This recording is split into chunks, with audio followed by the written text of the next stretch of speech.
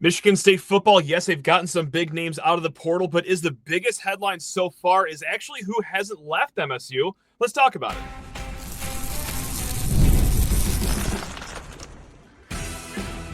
You are Locked On Spartans, your daily podcast on the Michigan State Spartans, part of the Locked On Podcast Network, your team every day. Friends, Spartan family, Locked On Spartans listeners, thank you all so much for burning up some more of your holiday time with us here right on Locked On Spartans, your team in green and white 5 days a week on the Locked On Podcast Network. Please rate, review, subscribe, comment below your favorite edition of the transfer portal cycle because, yeah, there's about a dozen names here that Michigan State has added.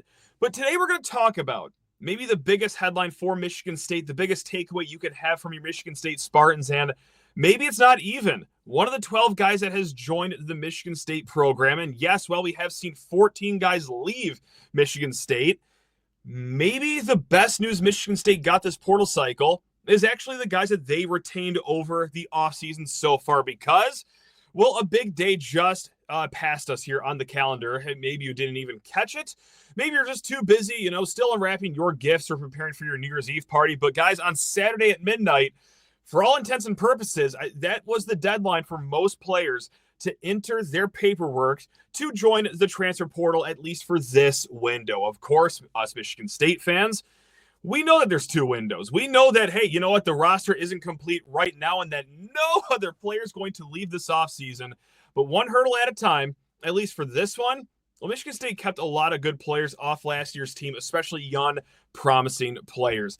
Guys, again, we'll talk about it, who you left or who you lost for the guys that left the program. You lost 14 players, and amongst those, 2 impact guys, and I don't mean to be the, meanest person of all and just slap the replacement level, label on everyone else. But look, the 2 guys that you're really going to miss, Charles Brantley. Of course, he was the highest graded defender on the team last year of guys that had 100 plus snaps. Now, I do look at Jalen Thompson. Yes, he had a low Pro Football Focus grade if you take a lot of stock in those, but he did play 162 snaps as a true freshman, a lot of that at safety. And I think just having that much experience as a true freshman, that's only going to bode well for the rest of his career, but went back closer to home. He said there's a sick family member that he wants to be closer to. Okay, you know what? Those are the 2 guys that you're really going to miss. If you want to make an argument for wide receiver Isaiah Johnson, redshirt freshman, he was 4th on the team with 16 catches, 2 touchdowns.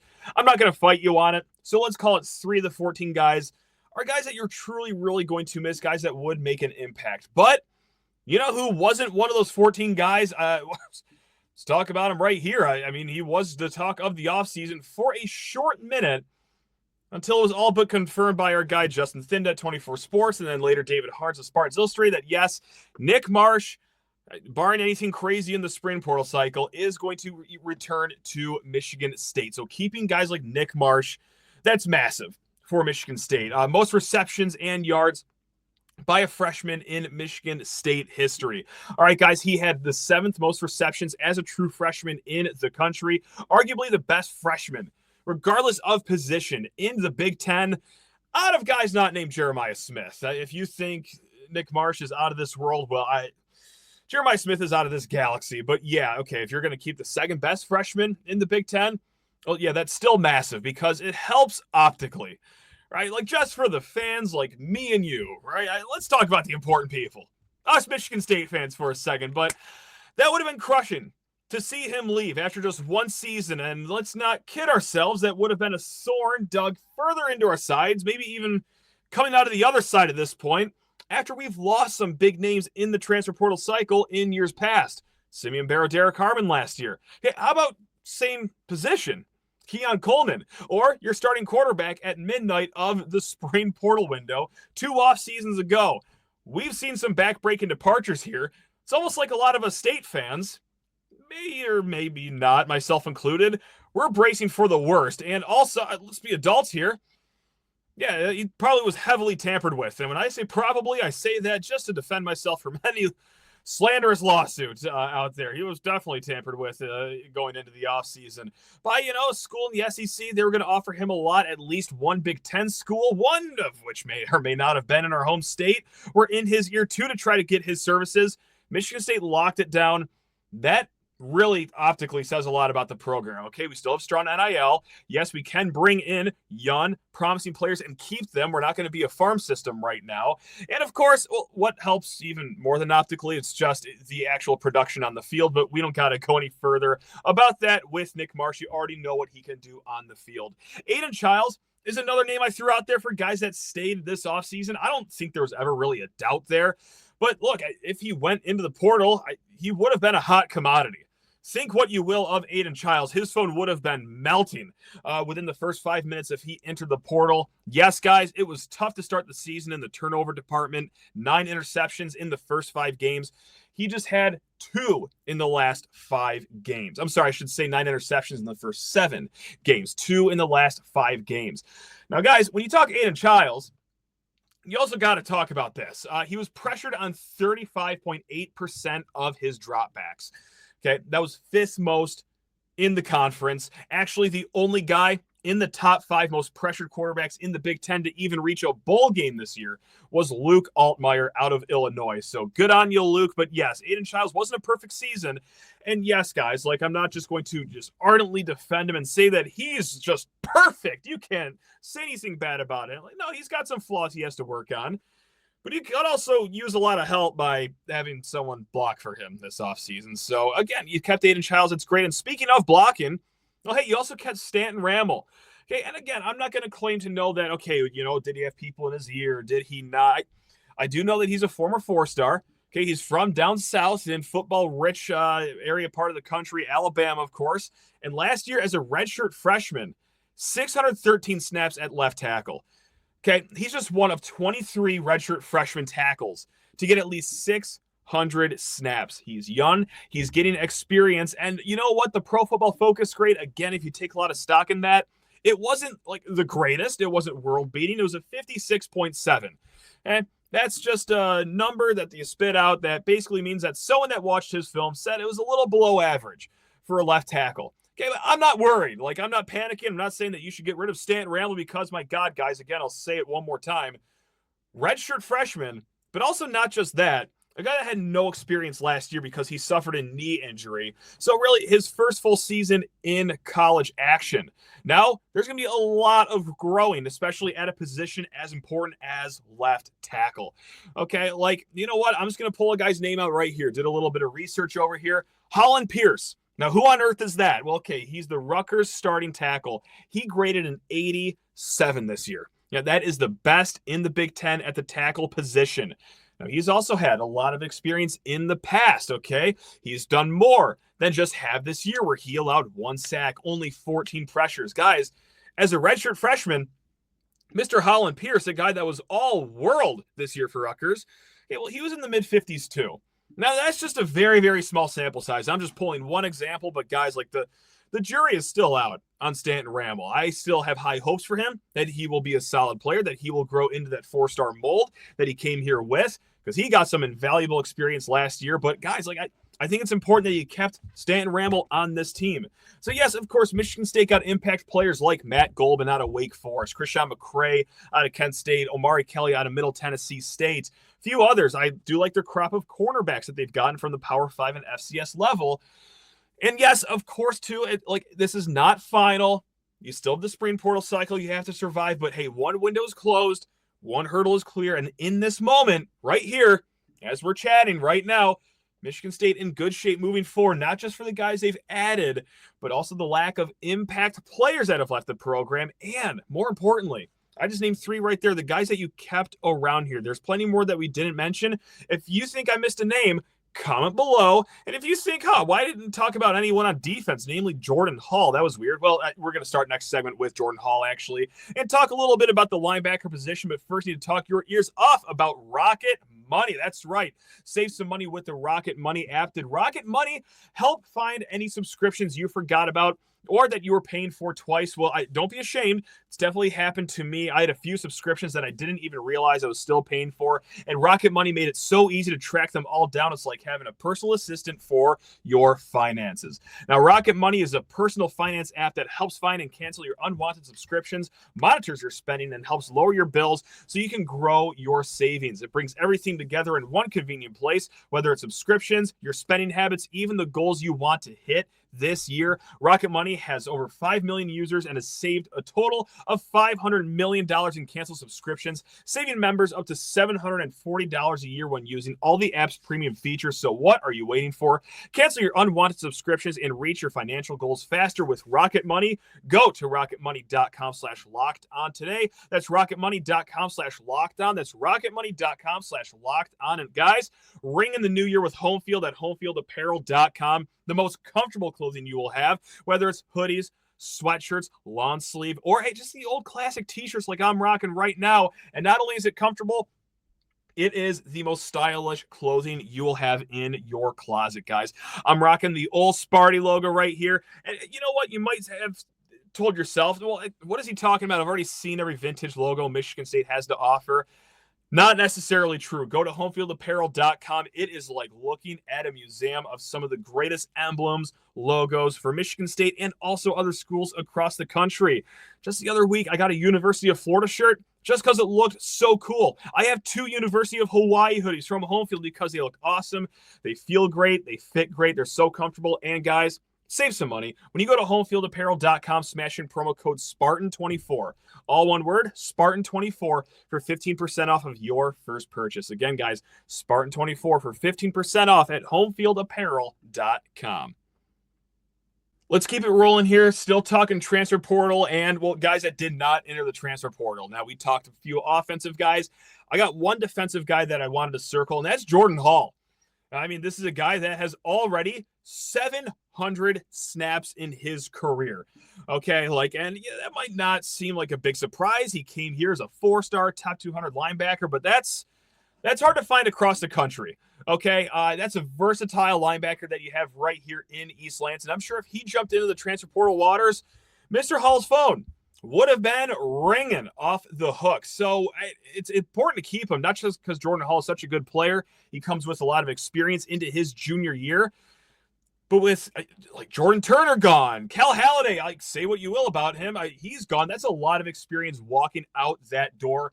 You need a leader like that to anchor your defense. And you do have, veteran guys like Darius Snow not too long ago just announced that he's returning for another season. Had a real strong end to his season last year, actually.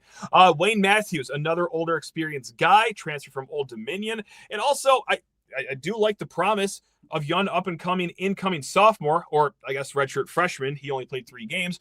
Brady Pretzloff next year. But you know what? At that middle linebacker position, okay, sure, it could be Brady Pretzloff's next year, or Marcellus Polium, or, hey guys, there's another visitor coming to East Lansing. He plays linebacker, played a middle linebacker. He goes by the name of James DeJoncum. Now, this comes from a friend of the program, actually, Alan True of 24/7 Sports.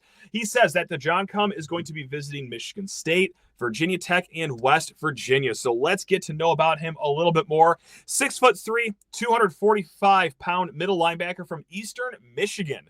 Now spent the previous 2 seasons at Arizona State before coming to the Eagles and, leading the Eagles in tackles last year with 65 tackles. That was in 10 games, started 8 of those games. But guys, it's not just, the running or the run defense, the tackling. It's the pass rush that really gets you arching an eyebrow here. He has, Mr. DeJoncum, the 3rd highest pass rush grade amongst linebackers last year, according to Pro Football Focus. I didn't say group of 5 schools.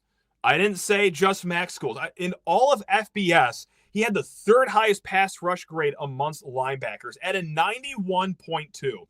I will press the brakes here. I'm sure, and I'm not going to claim to have watched every Eastern Michigan game or know all the film that Mr. DeJoncum has on the internet. 91.2 is screaming off the pages. That is some crazy high numbers. So if you take PFF as a gospel, well, go ahead, get excited, really pray that he comes to Michigan State. But guys, any way you slice it, He is an above-average pass rusher here. He had 4 sacks last year, tied for 29th amongst all linebackers in the country, and also 19 pressures on the quarterback from the middle linebacker position. That is 33rd best in the country. I will also say this. He did play 81 snaps on defensive line, I'm sure in a stand-up edge rusher role, so that gets me thinking, okay, like, sure, I'm sure he's, going to get courted here for playing middle linebacker, but in a pinch, if you guys need someone else at that edge spot, which Michigan State needed last year, I do wonder if there's some versatility to that. I would assume he comes here as a middle linebacker because, look, this is how your linebacker core looks right now as things stand. Over there at the will linebacker spot, Wayne Matthews, really solid in the pass coverage game. And then you got Darius Snow, right? A guy that really came along from his injury, really had a strong finish to his year last season. Solid that he is coming back. Now, middle linebacker, like we said, Brady Pretzloff, for example, former 4-star kid out of Northern Michigan. And then Marcellus Polium, too. He played sparingly, but those two guys got some run at the middle linebacker position when it wasn't Cal Halliday or Jordan Turner's turn there. Over at the strong side linebacker, Jordan Hall, I feel like is pretty cemented into that role. Leonard Ayu, perhaps the new 2025 signee, who is coming in as the same age as a junior in college, so maybe that he'll get some run there. But you know what? Maybe you'll get anything out of Samaj Bridgman, who's to say, but maybe you don't want an incoming sophomore who just played 3 games last year to be the anchor of that defense. Maybe you want someone like DeJohn come there. Sure, be my guest. The more talent, the more proven talent at a position, the merrier. So, again, I'm very high on Brady Pretzloff. Likewise with Marcellus Polium, but experience in the room, a 4th-year college guy who played pretty well at MAC last year, sure, that's fine by me. Now, we got a great mailbag question from our guy Matt C. over there at lockedonspartans@gmail.com. Now, he writes in, this is about, is it maybe just fine that Michigan State didn't make a bowl game because of what they can do in the transfer portal? He writes, based on the positive vibes from the transfer portal and seeing what an absolute joke the non-playoff bowls are, does it even make sense to make a non-playoff bowl game? Do we really need the extra practices when 50% of the roster turns over every year? After some thought, I'd honestly rather have our staff 100% focused on adding through the portal and building for next year. I also don't need anyone getting hurt in a useless bowl game. Even if you win the bowl game, you're most likely playing the other team's B squad. So who cares? Now, let me make 2 things clear. The first one is that Matt C. wrote this a few days ago. This was before the very action-packed weekend that we had in the bowl calendar. Your Pop-Tarts Bowl, your quintuple overtime games that you've seen recently. But let me make the other thing clear right now. I want Michigan State to make bowl games. I know, smoldering hot take for you. That's right. Let me just leave this year on my hottest take possible. I do want Michigan State to make bowl games, okay? I like watching them 13 times instead of your standard 12 times. I like seeing the younger guys get more additional practices. Sure, someone opts out, of course. Okay, well, great. Let's see how the guy behind them looks on the depth chart. And this is my last bullet point. It's just outright embarrassing to miss bowl season 3 years in a row. Everyone makes a bowl game. How do you miss it 3 years in a row? However, I don't think Matt C is entirely off base here. Again, I do want to make bowl games, but I've also said in the last few years, and this even predates the Peach Bowl, the bowl game, unless you're making the 12-team college football playoff, it is the least important game of the year, right? What bowl you make almost means more than winning said bowl game. A few years ago, Michigan State makes the Peach Bowl. That's awesome. That's a crowning achievement to have on the season. Sure, winning it is fantastic. You get to bring the trophy home, but I don't really think it sinks what Michigan State did that entire season. And also too, okay, Michigan State, they got to 6-6. They beat Rutgers. Woohoo. All right, we go to the game above Sports Bowl, whatever you call it. All to play Toledo. And great, you tune up the Rockets. Whoop-de-doo. That's what you're supposed to do as a Big Ten team. But, oh, my God, if you lost to Toledo, like our friend Pat Narduzzi did over the weekend against Pitt, or against Toledo, like we just mentioned, that's not a good look. That's real bad optics, actually, for your program. So, look, the 12-team playoff further backs up those theories that, the bowl games are largely meaningless. But, no, I think that there is something positive about, not even running the risk of anyone having an injury in this bowl game. And then the full focus on the portal. I do think there is something to that, and that's not to say that if you make a bowl game, your staff is going to lack in the portal. Bowl teams, college football playoff teams are getting commits out of the portal right now, but yeah, just to know that you have one focus and one focus only, and all that it did was meant you didn't go to the game above, Sports Bonanza Bowl or the Rate Bowl. Sure, I guess that's some cope that you could deal with, but no, I do like that spin zone right there from Matt C. There we go. All right, let's mix it up. Let's go to the basketball court right now. 3 p.m. That's right. How about that? On a Monday, 3 p.m. for you. On Big Ten Network. That's right. Michigan State, Western Michigan playing in the Dwayne Stevens Basketball. Now, this is going to come for 2 long breaks with the 2 teams. 9-day break for Michigan State, and then a 10-day break for Western Michigan. Western Michigan, tough season right now. On BartTorvik.com, they are ranked number 268th. Offensive efficiency, 222nd in the country. Defensive efficiency, 293rd in the country. They are 3-8 right now. They beat Canisius. They beat Youngstown State, and their first win of the season, they beat Davenport. Take that. They've had a wonky season. Already some injuries, like their best player has just come back. He's only played 3 games, so maybe that has something to do with the record. And they've also, I think they were up 20 or 22 points against Valparaiso, just 7 minutes to go. And that's one of their 8 losses so far on the season. So it's been tough in Dwayne Stevens' 3rd year at Western Michigan. 3-8, it's not great. And let's just cut to the chase right now. What do the computers say about this game? Bart Torvik tells us that Michigan State will win this game 87-60. So they are projecting a 27-point spread in this one. Now, it's not all bad for Western Michigan. Like, what are some things that they are good at? It's a short list, not to completely disrespect the opponent right now, but rebounding is actually something that they're really strong in. So good on you, Broncos. Let's go Dwayne Stevens. That's what I'm talking about. The Broncos are top 40 in both offensive and defensive rebounding percentages, so that's not too shabby whatsoever. It's actually been a long time since Michigan State has played a good rebounding team. The strongest rebounders on the team, Owen Lobsinger, Max Burton, that is 6'9" and 6'10" coming at you.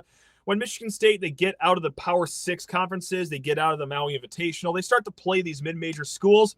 We talked about this with Greg Campy, actually, ahead of the Oakland game. What you miss with a lot of these opponents is length. Well, Western Michigan has 2 strong players in the front court, at least just physically, lengthwise, and they have been rebounding the ball pretty damn well so far this season. Now, that really good player that Western Michigan has that I was talking about, Chancey Willis, 6'2" guard, former Mr. Basketball, actually, at Detroit Martin Luther King, started his career at Saginaw Valley State, then went to Henry Ford Community College, and, of course, right now at Western Michigan. In just 3 games, he's averaging 17 points per game, so really solid from him. Not an outstanding shooter, but he has no problem getting downhill and finishing at the rack. So that's what kind of guard that we are looking at right here. Averages 3.7 turnovers per game right now. I won't hold that too high against him. Again, like this is going to be his 4th game.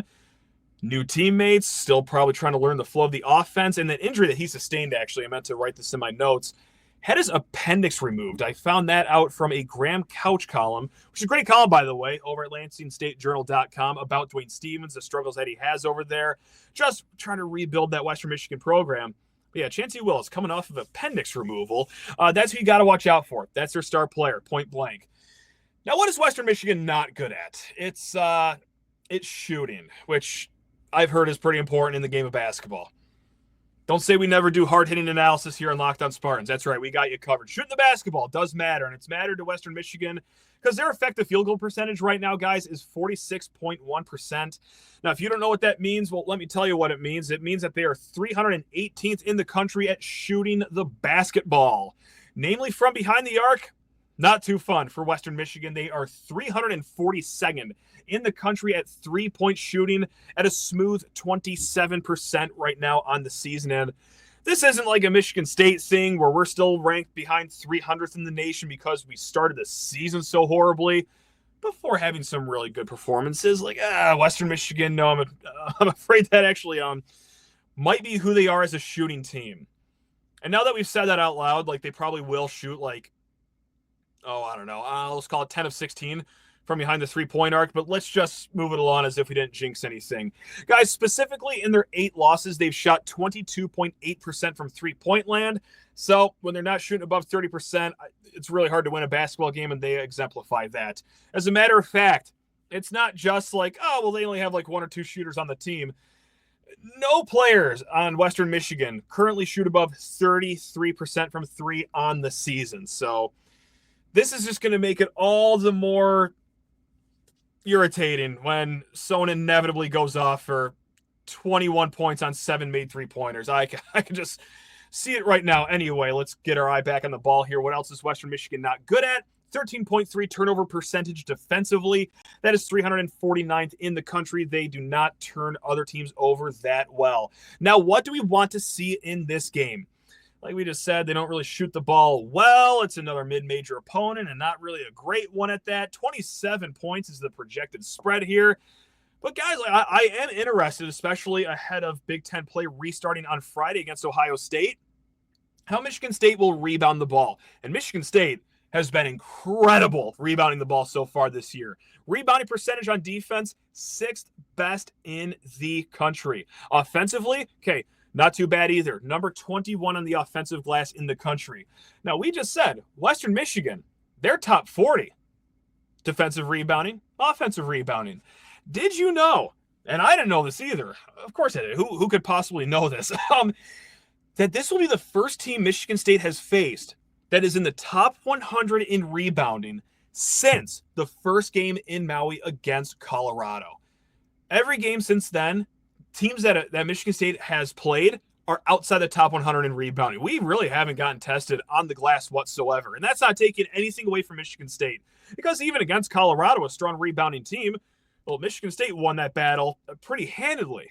So, hey, you know what? Before we get back into Big Ten play, going up against teams with length, stronger front courts, of course, I want to see, okay, can we do it well against, if not for nothing else, a strong rebounding mid-major? Because as far as it goes, or as far as, hey, what do we want to see goes, like, guys, we've already seen so much of this team. Like, what more, I guess, could you want to see? Trey Holloman fill up the hoop a little more consistently, sure. Frankie Fiddler find his footing.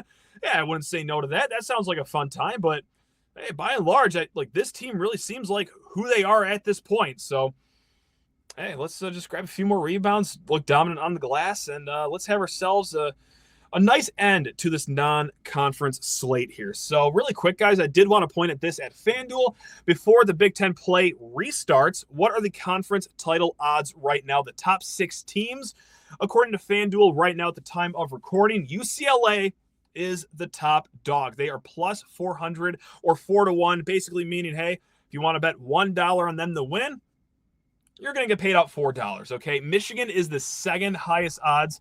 I am so sorry, guys. They're actually tied with UCLA at plus 400. I apologize. I wrote that in my notes in type 4 font, so excuse me for not getting that one right. UCLA and Michigan are tied at the front. Michigan State sits at third, plus 550 odds.